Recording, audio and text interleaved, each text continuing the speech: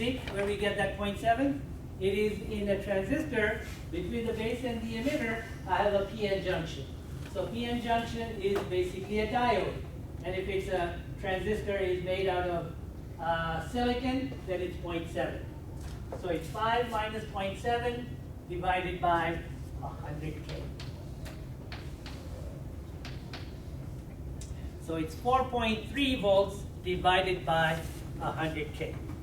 Everybody see how we calculated IB?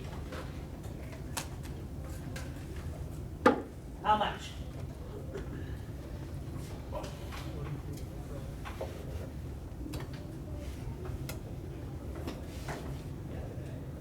What's 4.3 divided by 100K? Give me the answer in microamps. 43. 43 microamps? Yeah. So that's IB. Now let's calculate IC. How am I going to calculate IC? Well, I'm going to use that equation with the HFE. So IC is equal to HFE times IB, which is the gain, right? So that's 150 times 43 microamps. How much?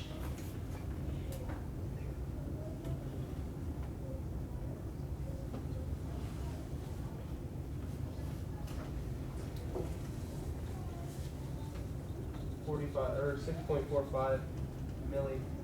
0.45 milli. Yeah. Okay. Are you sure it's not 4.5 milli? 43 microamps. 6.5.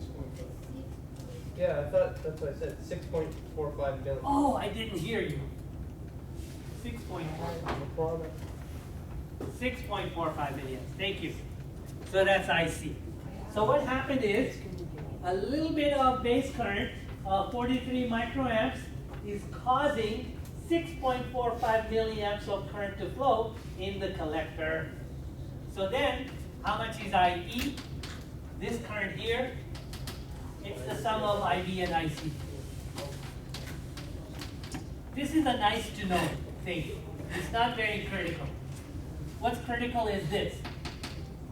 So is it 43 micro plus 6.45 milli? How much?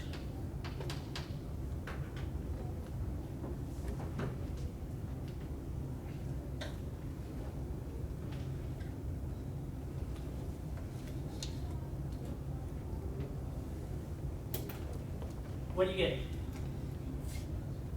493. 6.49 milliamps. Not a huge difference between 6.49 and 6.45. Okay? So that's my current here. Now what I'm going to calculate is VCE. VCE is this voltage here. So look at this circuit on the right side. Okay? In this circuit, if I look at the voltage VCE, it would be the total voltage VCC minus the voltage at RC.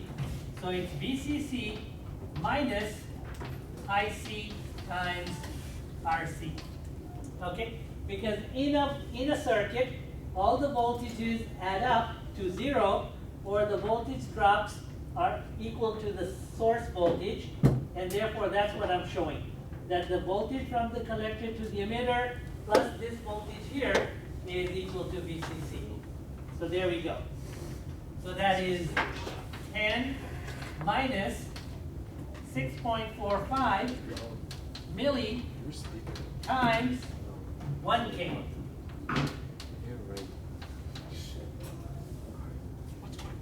So it's 10 minus 6.45, which is how much?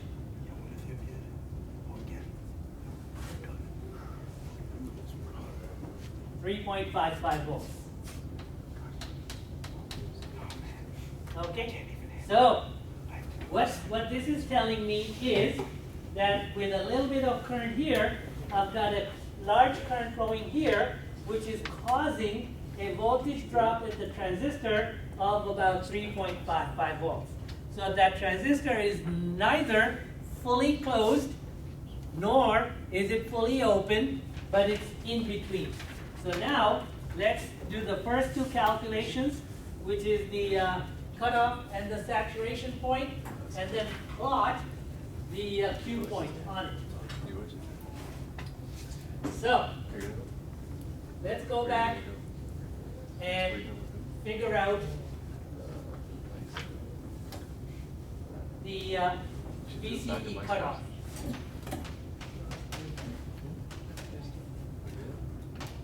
VCE cutoff. Cutoff is when the transistor is fully open. When it's fully open, then VCE cutoff, which is the voltage across the collector to the emitter when it's fully open, is equal to VCC. So that's VCC. And right down here, open. So that's 10 volts. Okay? We're doing this calculation just to determine the load line points, and then we determine the Q point on it. So this is cutoff. Next, IC saturation. IC saturation is where the transistor is fully closed. So write down closed.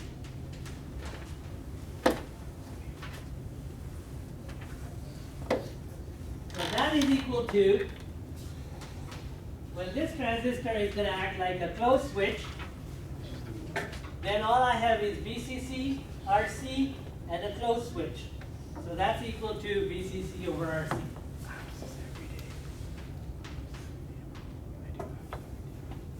When it's fully closed. So that's 10 volts over 1K. How much?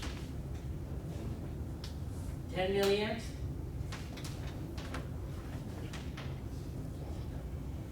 So, now, based on this information, I draw my graph. So here we go. There's a graph that's shown on the right side of your circuit. Let's put some values in it. First, show the 0. Horizontal axis, voltage across the transistor. Vertical axis, current in the transistor. Okay, VCE and IC are the two most important values in a transistor.